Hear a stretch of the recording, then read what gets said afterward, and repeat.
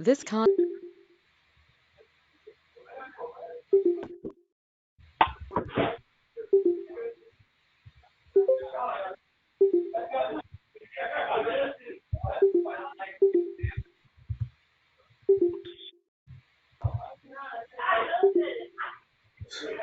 Sorry, everybody. I'm trying to get everybody muted here. Um,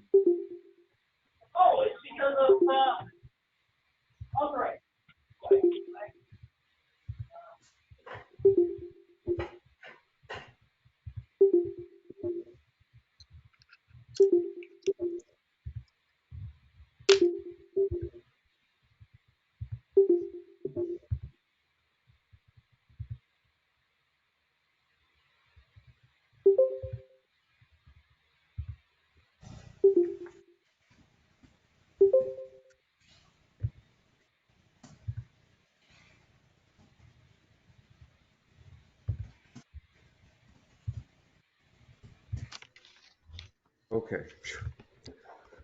All right. Good evening, everybody. Really quick, before we begin into this presentation, I just want to clear a few things up. A lot of people were emailing back into this invitation as to why they were receiving the invitation.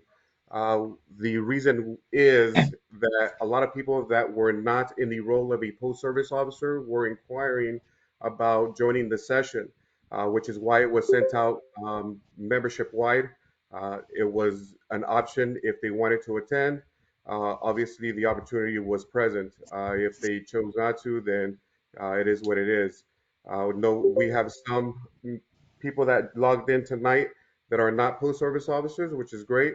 And like I said, at the end of the presentation, there will be a question and answer portion, and everyone is invited to inquire or pose their questions, okay?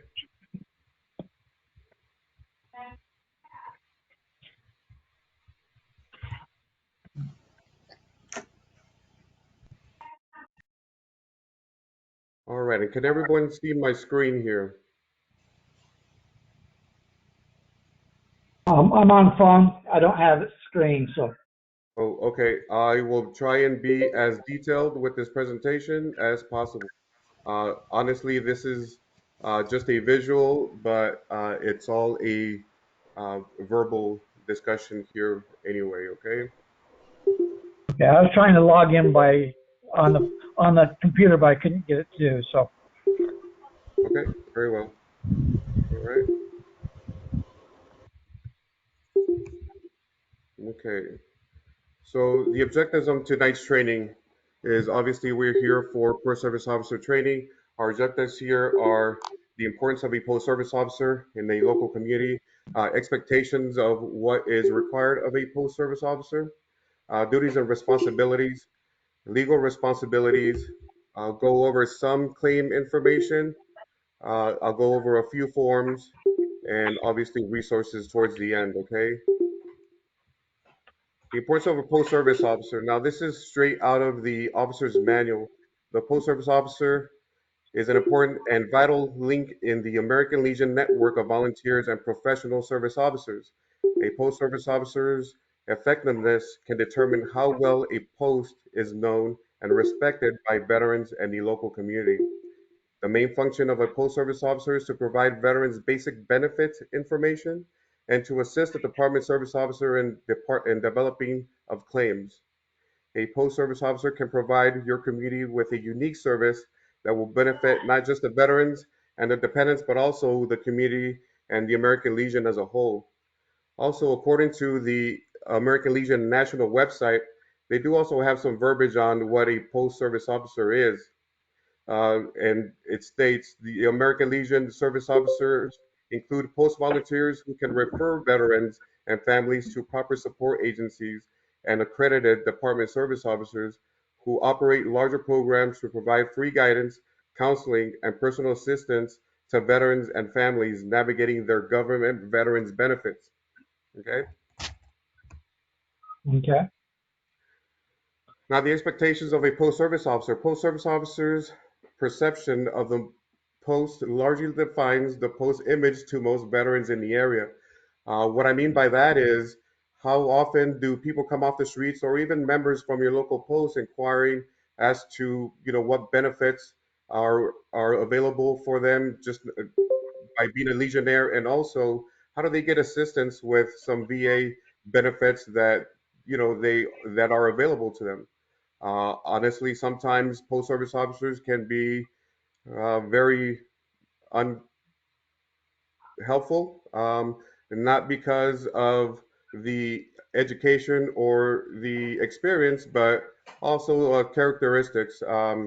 Oftentimes, when people come into a post, usually it's in the social quarters.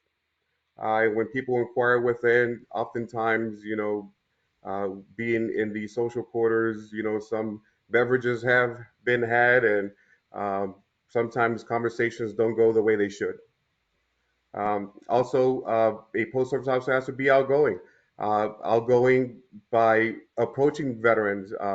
If there's a conversation that you're privy to, by all means, come on in, introduce yourself, and let them know what direction they can go in, or at least guide them to the resource that might be better suited for their need at the particular time. Be personable. Kind of goes hand in hand with outgoing. Stick your hand out, shake your hand, introduce yourself, introduce your position. If there's something that you can learn from them or they can learn from you, obviously, is always a plus. Reinforce the post responsibilities to the veterans and children of its communities. A lot of times there's outreach opportunity. Most posts are active in that. They go out in local community functions, whether it's social functions, family functions, internal functions within the post, job employment fairs, and to that point, or just anything where a booth might be available to be placed to represent not just the post but the organization as well. And then reinforce the values of the American nation. Why are we here? How did this start? What is our purpose? Obviously, it's the community, the veterans, and the family that they bring in on board with them as well. Uh, a lot of times we lose sight as to why we're doing this or what direction we're actually going in. If you can always remind yourself, and more importantly, remind your members, obviously that will definitely help you out as well. The more people know, the better it will help the post service officer do their job as well. Because if you educate your local members or your local community, then they can pass the word, and obviously the outreach extends just that much further. Mhm. All right, duties and responsibilities of a post service officer. Now, claims. The post service officer, just so that we're clear here, is not an accredited veteran service officer. What that means is a post service officer does not have the ability to sign legal documents or guarantee certain outcomes, or fill out certain documents or forms or obtain and hold documents and forms on behalf of the veteran. How many times do we solicit membership, and what is the main requirement for a new member coming in, right? We have to vet them. Oftentimes we ask for a DD 214. The only thing we can do with that is, verify it, look at it. However, we cannot hold a copy.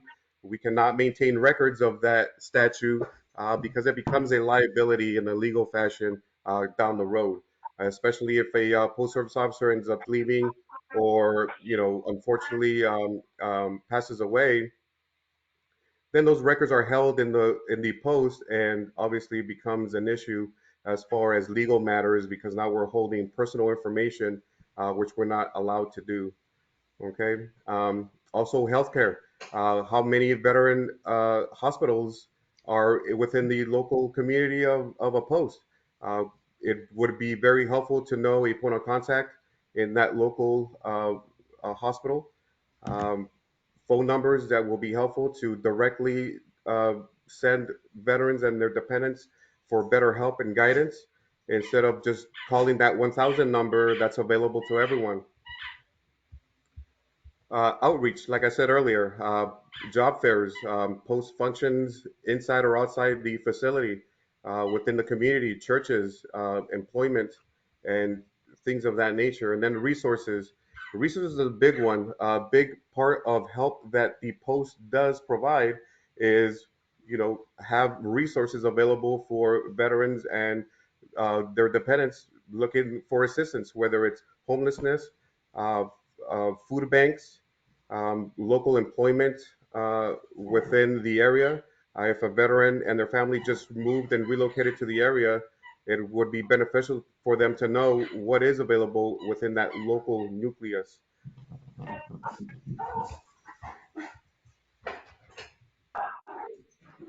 Legal liability. To assist members of the post, their widows and orphans, and other worthy cases brought forth in obtaining rightful benefits from federal and state government.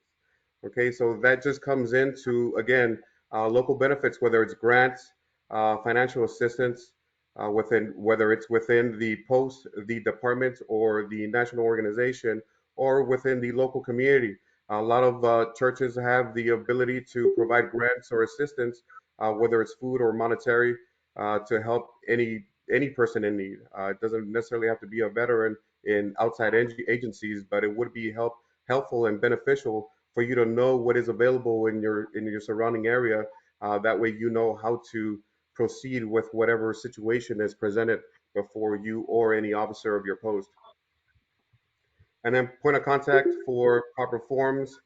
Um, and the assembling of evidence to forward to an accredited service officer. So this is the important part. Although you can't sign or fill out documents, what you can do is be knowledgeable into what is expected, so that the assistance that you're providing an accredited veteran service officer is that much easier and pleasant and a lot more fluid for the veteran coming in through our offices within the state of California. Oftentimes, a post directs a member or a veteran to the regional office or a hospital to see the or seek the assistance of a veteran service officer with nothing in hand. So it just slows down the process. It wastes time for the veteran because now they have to go back and forth, or situations of that fashion. Importantly is, you know number one, if they're a veteran, obviously a deed of 214 will be needed to solicit representation. That would be your basic and foremost form that they would need to have in hand. Also, if they have their military medical records or their personnel files, and a copy of it would be extremely beneficial as well, because now we can actually sit down and review their records so that we can see which way or what direction we can go in and what evidence we actually have to file a claim. The last thing we want to do is file frivolous claims, because now it puts our accreditation in jeopardy as well. And with legal liabilities, obviously, that's always an issue, because we definitely don't want to put the department, your local post, the district, or the surrounding area, and more importantly, the organization as a whole, in any legal issues to where it might come back and pose a threat to the organization as a whole.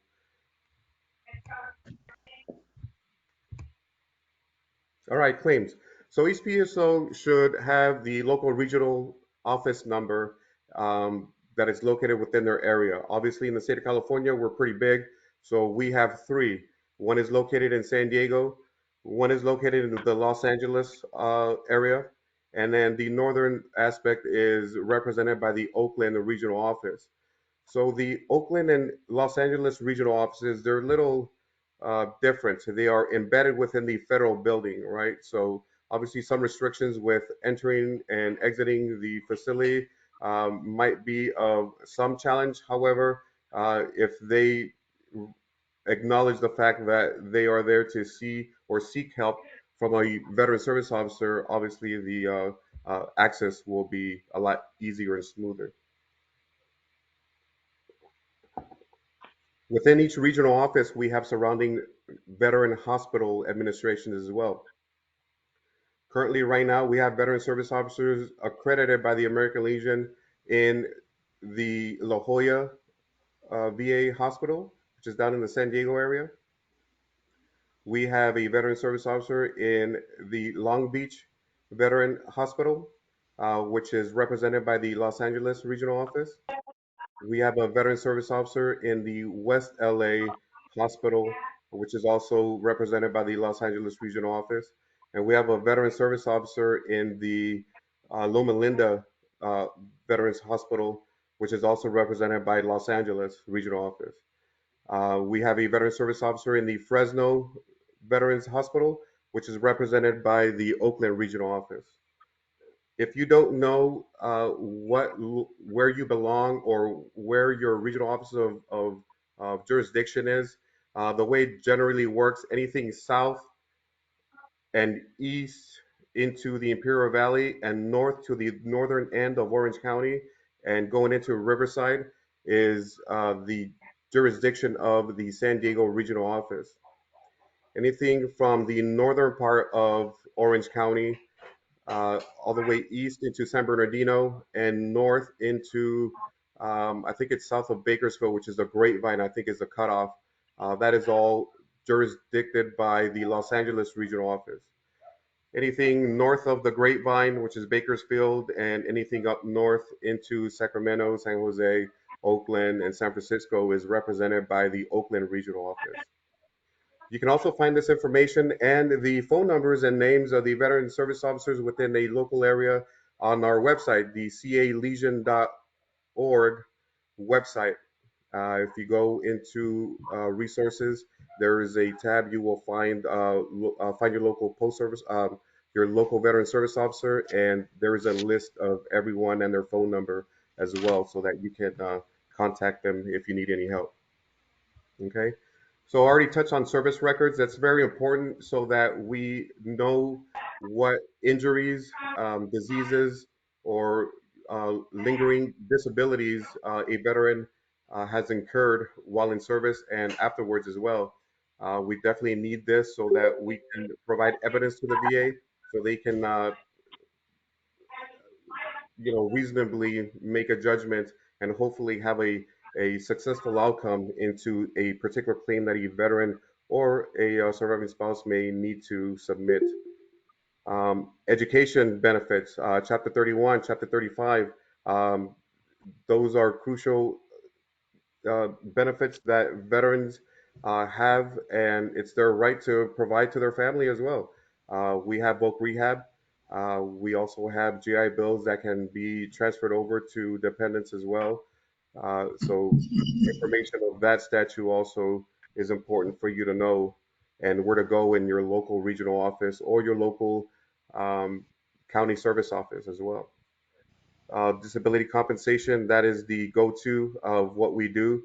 The disability compensation claims are one of our bigger numbers that we do provide for veterans and their dependents. Oftentimes, why I keep saying is dependents is oftentimes a veteran might be pursuing a certain claim, and it has prolonged so long that it reached the end of their life. At that point, if it's an active claim still, a surviving spouse or a legitimate dependent can pick up where the veteran left off and continue pursuing whatever compensation is afforded to them in the conclusion of that claim.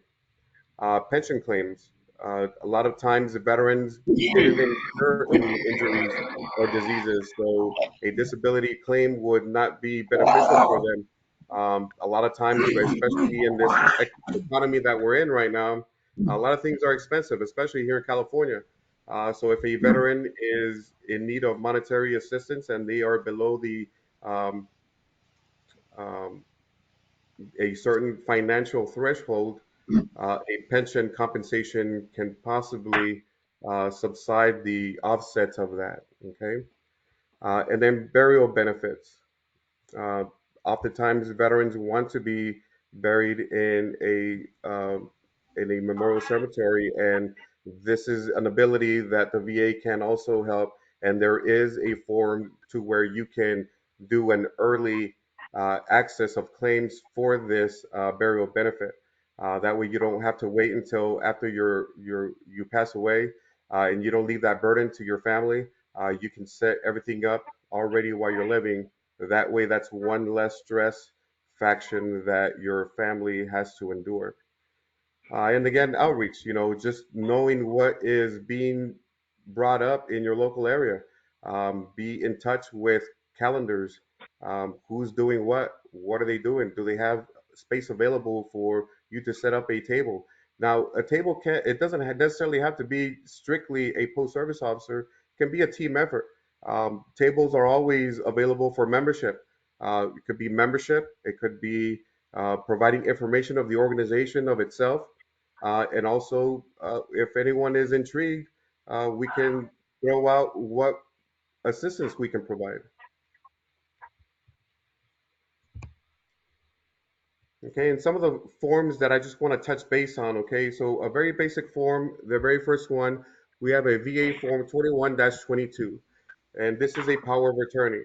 Okay, what we need to establish representation for a veteran or a dependent is a power of attorney. The way that we begin is obviously with the DD 214 to ensure that the veteran is able to obtain benefits through the VA. Obviously, character of discharges are important so that we know if we can move forward or not, or and oftentimes, depending on the reason of discharge, we can possibly assist with a a future discharge upgrade. And obviously, that does take some time. However, we can't establish representation without an adequate discharge. So, this power of attorney is not a general power of attorney, nor is it a special power of attorney. It's not a power of attorney that you are used to seeing outside in the civilian sector. This is a limited power of attorney. What this does is it allows an accredited veteran service officer the ability to number one, represent the veteran before the VA. It also allows us to assist the veteran and guide them through the VA bureaucracy that is always changing. It also allows us to sign on behalf of the veteran, obviously with their consent, any form or any document on their behalf so that we can submit that into evidence for the veteran and whatever claim they are pursuant of. And then finally, it allows us to represent the veteran before the Board of Appeals. If we represent a veteran or a dependent, we have the ability to sit knee to knee with them and represent them before a veterans law judge on an appeal platform. Okay. What this also allows us to do is it gives us the ability to look at everything in their VA claims file, everything and anything that's been submitted on behalf of the veteran, anything and everything that the VA has either mailed or done on behalf of the veteran. We have access to, and we can see to better assist the veteran in pursuant of whatever claim or issue they might have inquired in within the VA. Whatever the VA is looking at to pass judgment on the veteran dependent, we have the ability to look at the exact same thing so that we can better help them in whatever direction they're leaning on. Okay. Our very next form here is a VA form 21-0966, an intent to file. Okay. And it's exactly what that is. An intent to file is a form that a veteran submits to the VA, basically just telling them, hey, there's something wrong with me. I'm trying to get my stuff together, and I will be submitting a formal claim here soon. What this form does is it provides the veteran time to inquire and acquire all and every piece of evidence that might be beneficial to a successful outcome of their claim. This form here holds the date of claim. If you submit an intent to file on, let's say today is March the 25th of 2022, this holds the date of claim of this date, March 22nd of 2022. It holds it for 1 year. The veteran and their representative have 1 year to acquire everything and anything pertinent to their claim that that they are trying to submit. As long as a 526CZ or any other claimant form is submitted within that window, and once it is finally granted, the monetary compensation will be backdated to the date of March 22nd, 2022. Okay. Once we pass that date, obviously it will be a new claim, and we just lost that window. Our next form here is our VA Form 21-526EZ. This form is our basic claim form. Okay, any initial claim is submitted on this form. Any request for increase is submitted on this form. Okay, so this is the main go-to form that we constantly have rotating through our doors here. Our next form here is a VA Form 21-4138, a statement in support of the claim. This form here is pretty much a catch-all. It doesn't have a specific use. It doesn't have a direct cause for use. What this does is it allows the veteran and the representative to submit a written statement, whether it's argument or correction or the ability of change address or point of contact information. Although there are other forms for that, we can still use that on this. If there's any further explanation that is required so that the VA doesn't get confused when they are in the middle of their rating stage, this is a form that can be used as well. Uh, if there is any information that was left out in another form, it can be carried over in this form. This, like I said, this is the catch-all form for anything and everything that the veteran dependents might need to portray any information to the VA if there is no form in existence to do so. And then our next form here, 21 Papa dash 527 EZ. This is our pension form. Okay, so this pension form, like I said, if a veteran is in a financial issue or in a hardship and they are below the poverty level, this this pension can bring the veteran up to that poverty level. Okay, so if they are, let's say like $2,000 shy of that poverty level, this pension, if granted, will bring them up to that. And if it's less than that, obviously they'll just subsidize whatever is deficient. And our last form here is our VA Form 21 Papa 534 Alpha. This is the death indemnity compensation and pension form. Okay, so this is the form that is usually used when a veteran passes away and their surviving spouse or legitimate dependents are trying to pursue a claim. The indemnity compensation, what that is if there was any monies owed to the veteran by the VA, they will go directly to the surviving spouse or identified dependent uh, to close out the account of the veteran. Also, if the surviving spouse or dependent is under the poverty level, obviously there is a pension for them as well that will bring them up to the poverty level. Okay. And depending on if the veteran passed away of a service-connected disability, then there is another benefit that the surviving spouse and dependents can pursue so that they can inquire or acquire whatever monetary compensation the veteran was receiving. Now it would go to them. Okay. And VA healthcare.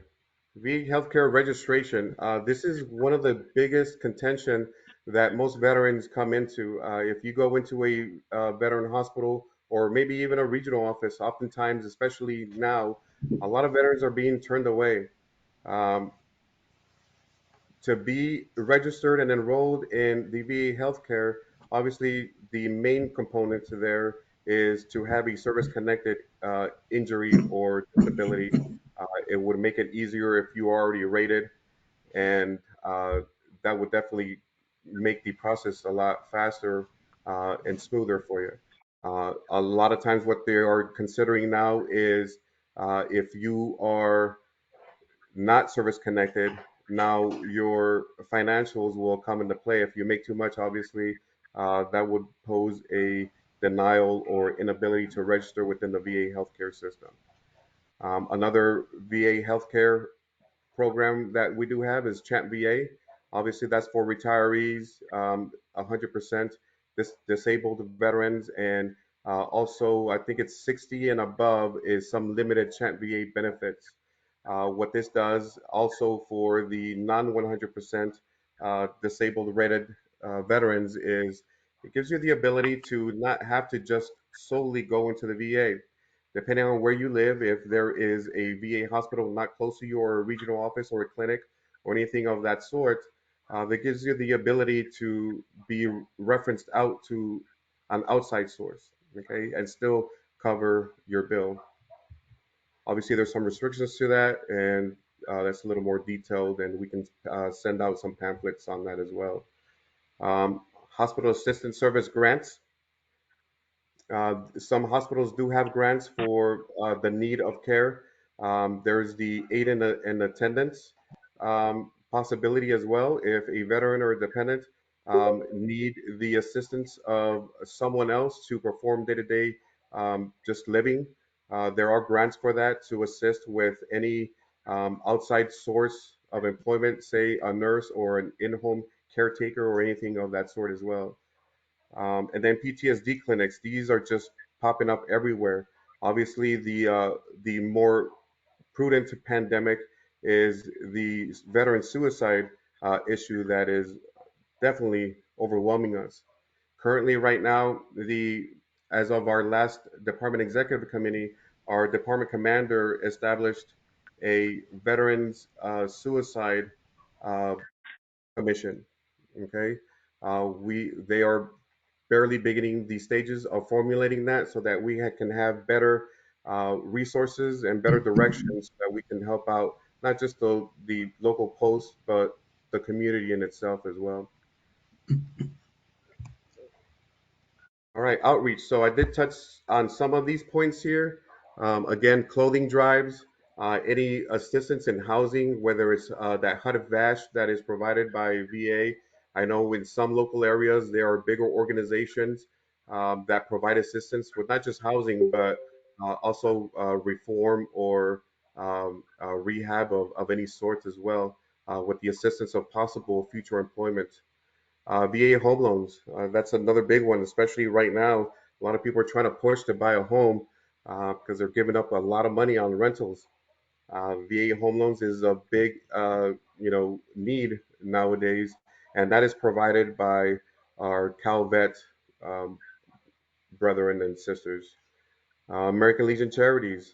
In the American Legion, as you all know, we have a lot. We have almost all the pillars. We have individual ones that we have within our posts. I know in our post, what we did or do is we adopted a local elementary school. For every month that that school was in session, we provided two bicycles for elected children by their teachers, whether it was good grades, attendance, or citizenship. We provided two bicycles every month. That's just one example of what other posts may have as well.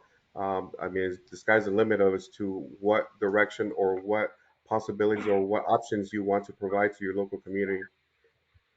And then post fundraising, I mean, that just can come in different forms, whether it's a meal, a dart tournament, a pool tournament, just a local fundraising of requesting of funds for, maybe just your foundation, your building, your local programs, whether it's Boys Day, Girls Day, Boy Scouts, um, service officer funds, if the post service officer is traveling to other events and stuff like that. And then food drives. That's a big plus right there, especially during the pandemic. That was a big push and a big help for not just the community, but within ourselves as well. And then just a little bit of resources here. Do not be afraid to Google. Google has a lot of great information. It has a world of information. You can Google anything, whether it's a question or a direct group or a direct organization or a direct need. Um, uh, a lot of organizations have YouTube channels as well. The American Legion does have one. The VA has a YouTube channel as well. They have videos on how to do specific claims, how to um, manage and guide through specific situations. It's very beneficial. There's a lot of podcasts out there as well, where it's just a continuous stream of conversation that might help you. VA.gov, that's a big one. Any and everything that is inquired of the VA, you can find it there. You There's a search feature. You can search forms as well. You can search specific programs that the VA has available. And right under that, I have that va.gov/VA forms. If you don't know a form number, you can just do a hot search like claims or pension or direct deposit, just anything of that nature, and it'll pop up a list of whatever is filtered through that. Okay, and then I also mentioned earlier our calegion.org website. We have a lot of announcements on there, a lot of new information as well, things coming down from national, things coming down from our local political representatives, and then changes within our local state as well. In that website, I did mention we do have a Find a VSO. It's also on the national website as well, and you can send a direct message, and it'll come either to myself or the specific individual that you're trying to reach. Again, food banks, big plus. Oftentimes, uh, it's a good idea to be allied with your local churches. A lot of the local churches are the ones that drive these food banks. We can usually help each other out with whatever their needs are and whatever our needs are. It's always a beneficial relationship that can be established there. And then our temporary financial assistance that is coming from our national organization. It does feed through the department. We do vet the application and then we forward it over to the national group. Also, what's new, I think it's relatively new, I think maybe a year or two, we do have internal Department of California assistance as well. The Blue Cap Fund is a big assistance for the post, especially currently right now with financial needs, with doors closing and the inability of hosting groups or parties. This is a good benefit to keep your doors open or at least to keep your foundation building within your membership. And then employment assistance. Again, there's a lot of job fairs that are always popping up. A lot of these job fairs are now virtual. It would be a great idea if you can get these on a calendar and send them out to your members. And again, if your members may not be in need of it, they can always push it out to family, friends, or also their local outside organizations that they may be a part of.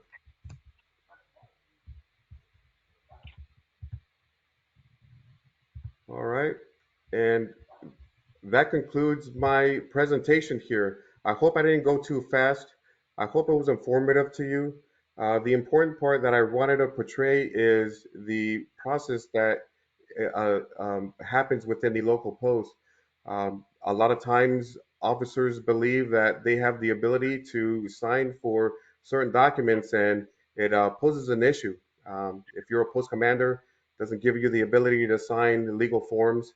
If you're a post service officer, it also doesn't give you the ability to sign legal forms either.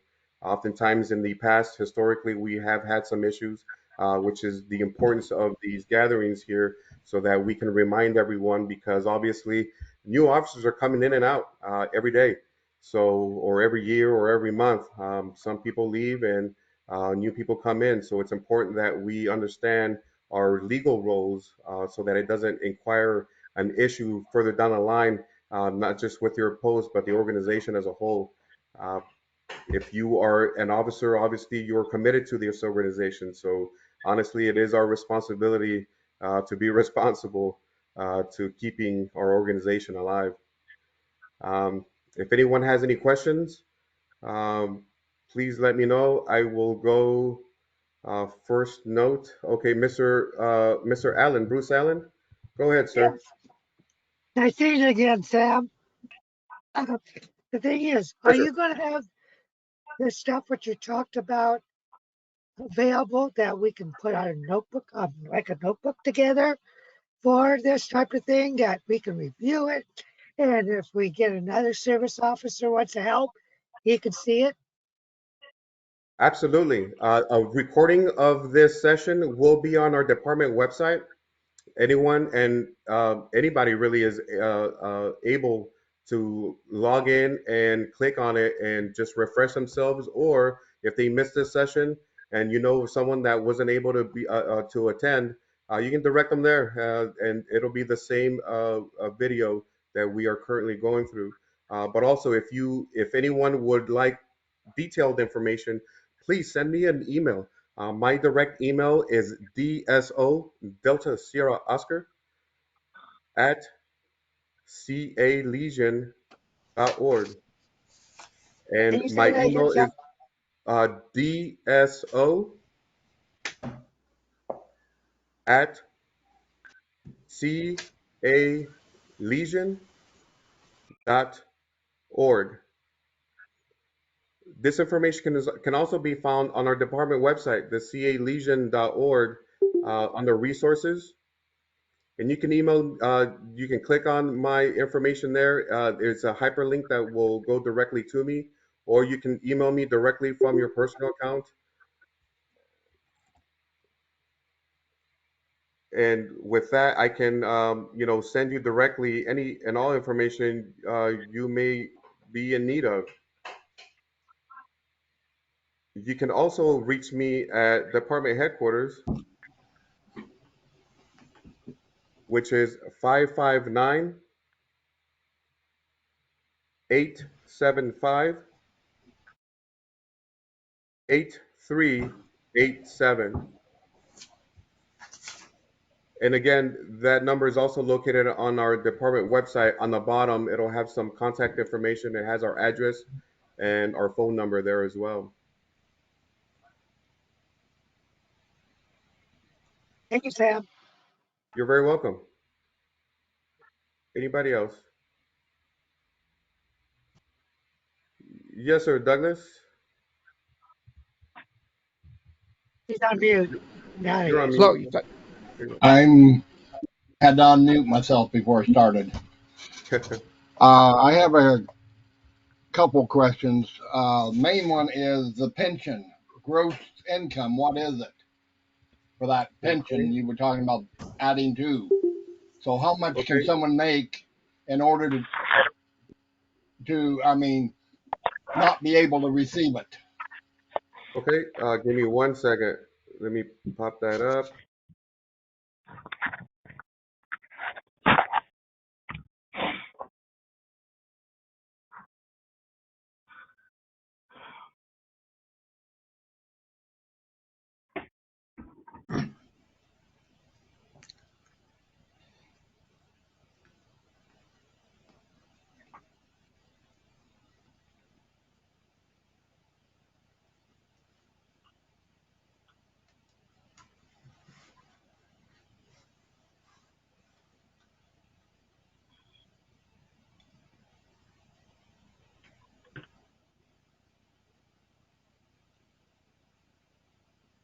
I'm trying to see if a new one came up for 2022. Give me 1 second.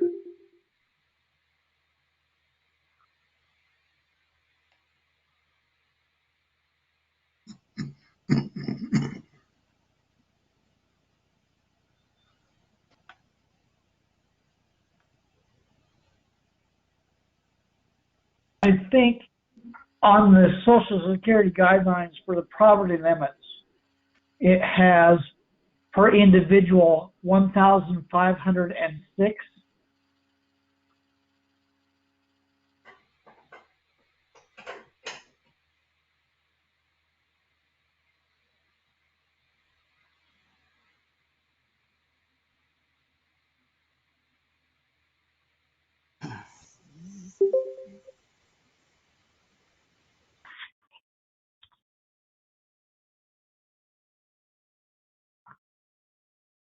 For 2022, yes, it is the same.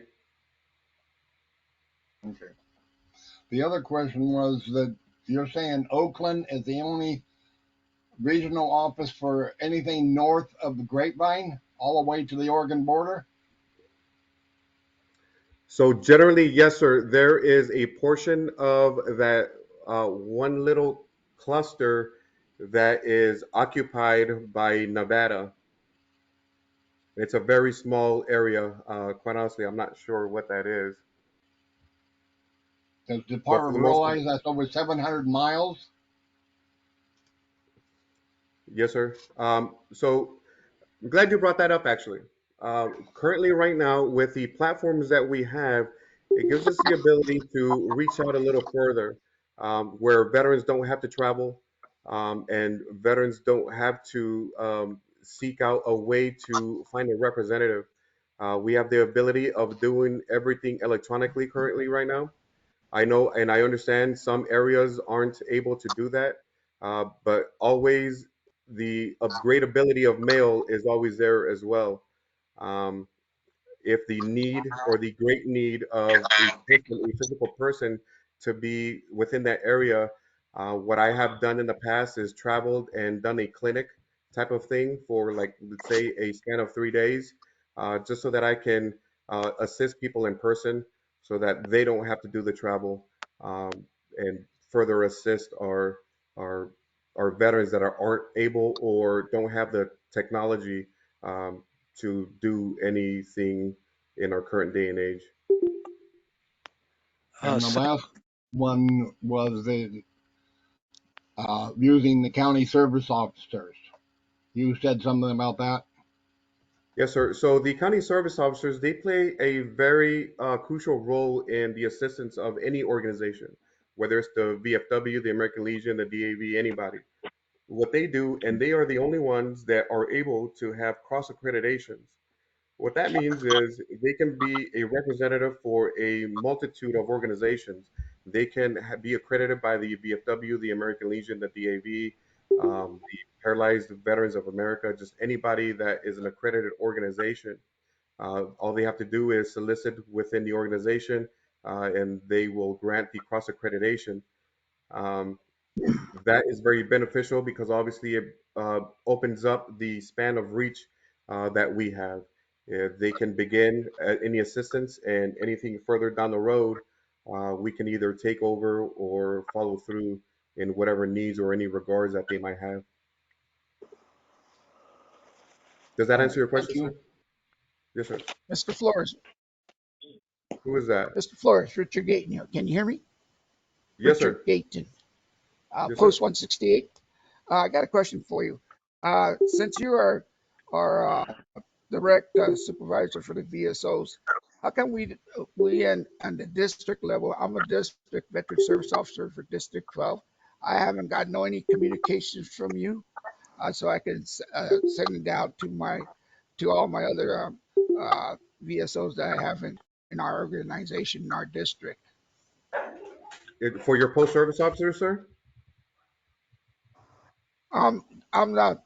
I am the district veteran service officer, and I've been trying to find out some information from national or the state about the veteran service officers and what's going on. Okay, good question, sir. The big issue is the reports. Okay, so it starts there. Not every post, not every district fills out the forms correctly. So I don't have a full list of post service officers.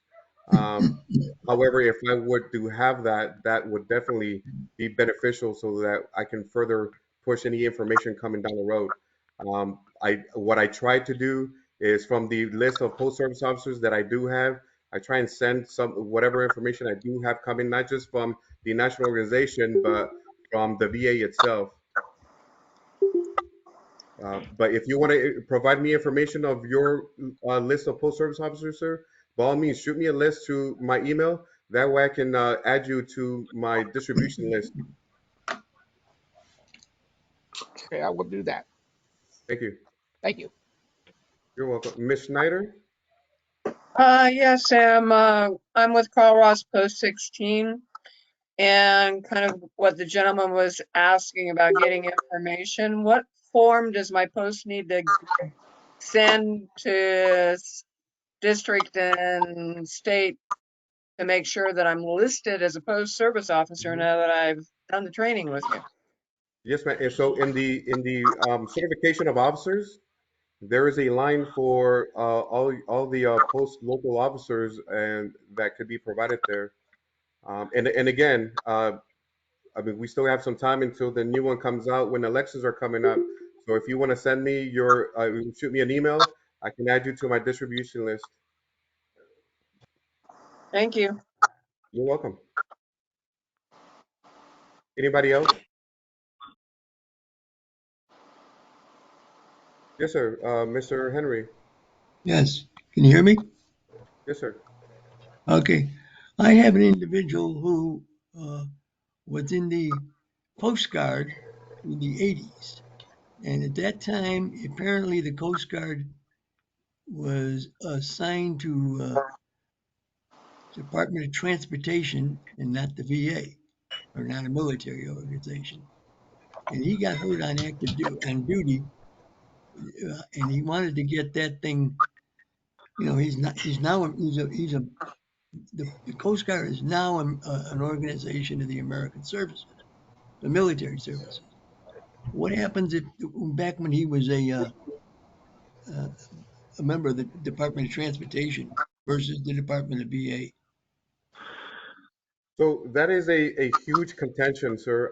Yeah, Quite honestly, they're within the realms of the windows of service that are accepted by the VA. Um, these are, and it's not just the Coast Guard. It's not just other services, but other times in service as well. There's a small window for the Merchant Marines as well. But there are contentions being brought forth through the Senate to try and change some of this so that our fellow other service members could reap some benefits that are much needed, especially within that time frame. Unfortunately, nothing has been passed yet, but it's an ongoing fight, and it's been a fight for quite some time. so there's an effort being made to get those people who were part of the Department of Transportation, uh, Coast Guard individuals. I Correct, didn't even sir. know I didn't even know they were not part of the military. But so that's Unfortunately, it's all jurisdiction and legal based. So this is some things that are being brought up. However, the leg to stand on is what the contention is. But yeah, I mean, unless laws change, Sure. yeah, quite honestly, yeah, absolutely, yes, sir, so it's a waiting game. yes, sir, indeed. Authentication. Okay, that was too bad. Sorry. Okay. What I do now? I'm on there. Okay. Does anybody else have any questions? Yes, sir, Mr. Wells. Yes, was appointed as a service officer with our post in the Sun Squadron too. This was a good outline, but I haven't done this before. This is all new to me, and I feel like I need way more information to get started here. And I don't know what to do. I can't spend all my time emailing you back and forth for every little question. Is there like a manual or anything outlined that's more specific about steps to take and how to do it kind of thing? Right, understandable, sir. So there isn't. Quite honestly, there isn't. Um, there is one that is trying to be built currently right now to encompass all needs. However, there's a wide span of what is available and what is in need of. Again, every community is different. Every significant need is different. That always will always start within your local post. Um, However, a basic draft is being built right now so that we can push out to not just the local post service officers, but to the post in itself. That way, they can keep on hand uh, as post service officers rotate. or whatnot. Let me get into the stupid meeting. And again, the important part is the distribution of information. How about you disconnect and rejoin and If I'll I show don't you. have a list to go off of, oftentimes it's being sent to nobody, as some officers are no longer there, some emails are no longer active. Um, so that's the case. But yeah, absolutely. As soon as something is built, which should be coming in here soon, I'm trying to present that during the convention, in the DSO training that will be provided there as well. And that's one of the things I want to be able to provide as well, that you have something to take home after that convention. All right. Well, I'll just wait to hear from you. I'm, as I say, I'm like not sure where to start or what to do here. So I'm sort of scratching my head at this point. Everyone in our post and squadron thinks, I'm a good candidate to help people, based on my background, not necessarily in that field, but being and dealing with government agencies and what have you. And so I'm don't know where to pick up the ball here and run with it. I see. I understand, sir. I understand.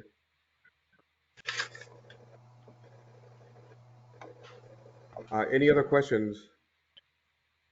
Art, shoot. Yes. Hello, everybody. For those that may or may not be with the VFW does have an online veteran service, post-service officer training that's free and open to anybody. And it's very similar to what Sam presented today. A little bit more detail on some of the forms, but I believe it's open to anybody, to see their video. And it is a training course, Everybody. very similar to this. Okay. Thank you, Art. And no disrespect to you, Sam. No, not at all. Not at all. Just Not at another all. resource for us.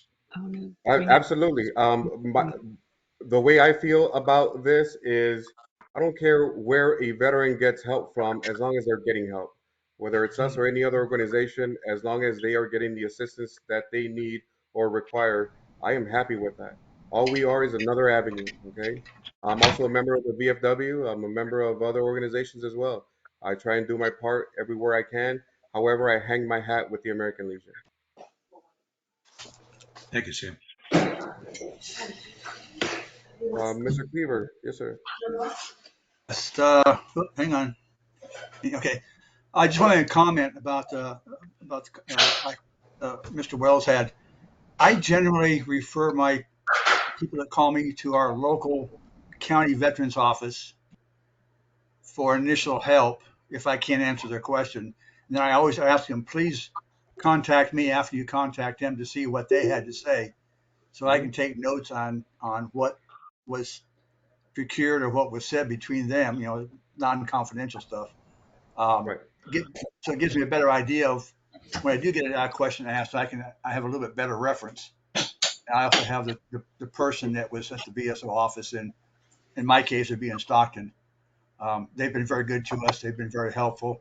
They have had a turnaround in people there, but they do somebody new on board now. So hopefully we'll get some more responses from them. But the county VSO has been pretty good overall. For in my case, mostly in my case. But we'll see what happens from there. Thank you. Yes, sir. Thank you. Mr. Flores, Sam, Charles Yes, sir. Dayton here. Yes, Charles Dayton here with Post 362 out of Folsom, California. I had a contact number, called it the VA hotline. I've since misplaced the phone number, but it was outstanding in that I could call that number, immediate reaction, immediate response. They have a nationwide, evidently, service where if someone's gone to bed on the East Coast, there's somebody in the central country. They're available to answer your questions. And of course, as it progresses across the country, there's always somebody on hand, seems like 24 hours, who could ask or who can actually answer simple questions about the VA organization. And I didn't know if you're familiar with that particular group and that specific phone number. Sure like to get it back again. Oh, geez. I was about to ask you for the number, sir. Well, I tell you what, then I'm going to do some more research because just to answer the question of the young man who's just starting out. I'm also just starting out, just been 2 years now. But that number I could call up if I had a specific issue for a specific member of the post, and they could always direct me to the right person. All right, well let's do this then. I'll see if I can regurgitate that number somehow from out in the paperwork. I think I actually have that number. I got it from Patient Advocate last week. It's a VA customer service number. That sounds good. It's 1-800, and it just went sliding off my screen. 827-1000. That's it. That looks familiar. Okay. Again, that's 1-800-827-1000. What's the title? VA customer service. Okay. Okay. I thought you were talking about something else, sir. I apologize. Yeah, that's the basic customer service number, the 1000 number. I thought you were talking about a bat line, and I was definitely intrigued if you had a different number than that. Now, if I could come up with that too, I thank you for that vision. But please, if I can just share with the others, that number, again, I thank you, ma'am. Again, for anybody who's new at being a service officer, that's a great resource where they'll basically start you off where as you ask a question, they'll send you to the right person to answer that question.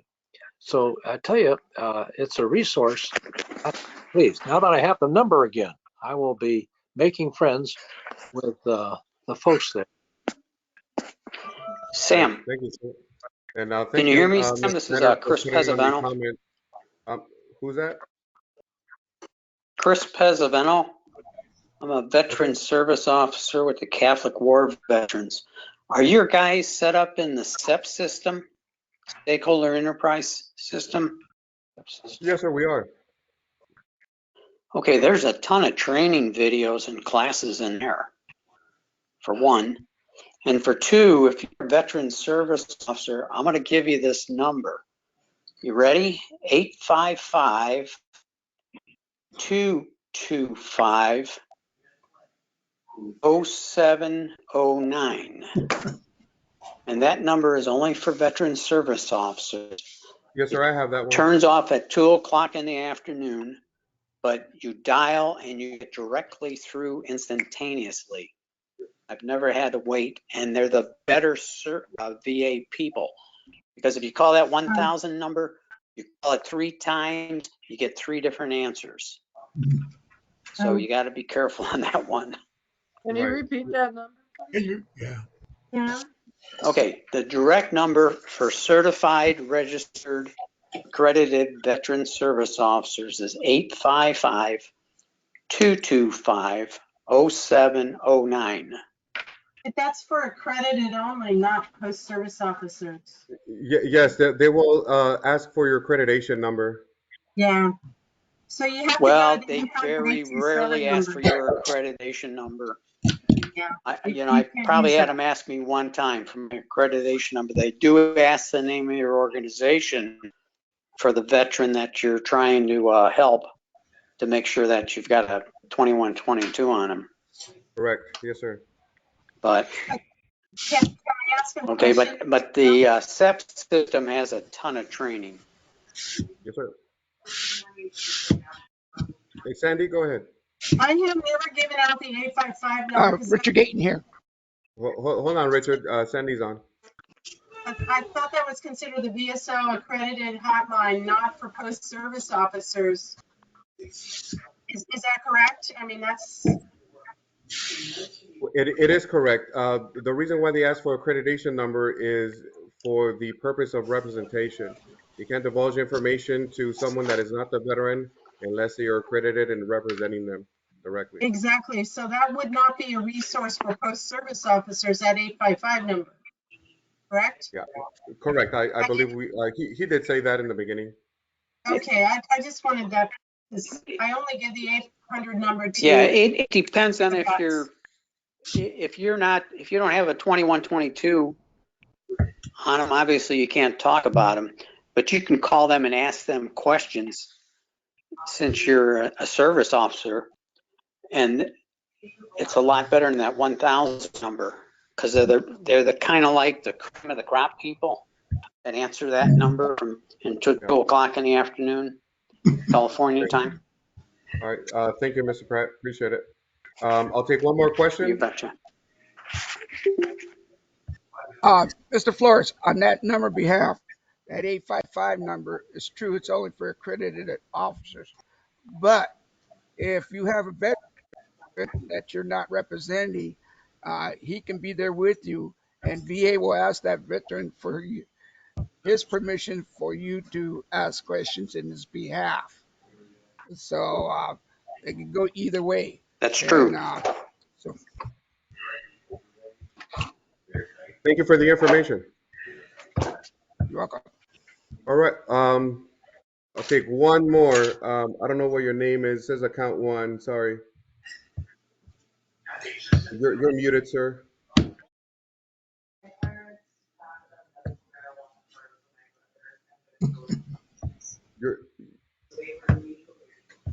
You're still muted, sir. My brother had brain surgeries to relieve some of the pressure in his brain. And so they prescribed medical marijuana to him to help relieve the pain. They were pretty debilitating at times. Okay. Yeah, you're still muted, sir. Yeah, it won't unmute. Oh, there you are. Well, you just muted yourself again. Okay. My name is James Miranda with the Citrus Heights Post 637 American Legion.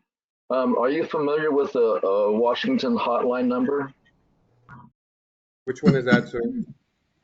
It's 855 area code, and that's 948-2311.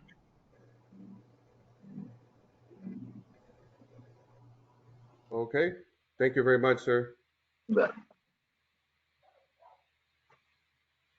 I've had veterans who have been denied call that number, and they help them out further, wondering why are they being denied. So hope that's helpful. Yes, sir. Indeed. Thank you very much. Again, everybody, a copy of this presentation through its entirety with the question and answer dialogue that we're currently in will be provided on our department website, which is calegion.org. I hope it was very helpful for you all. Again, this is a basic introduction. We are trying to have a more detailed session at the convention training, and I hope to see you all there.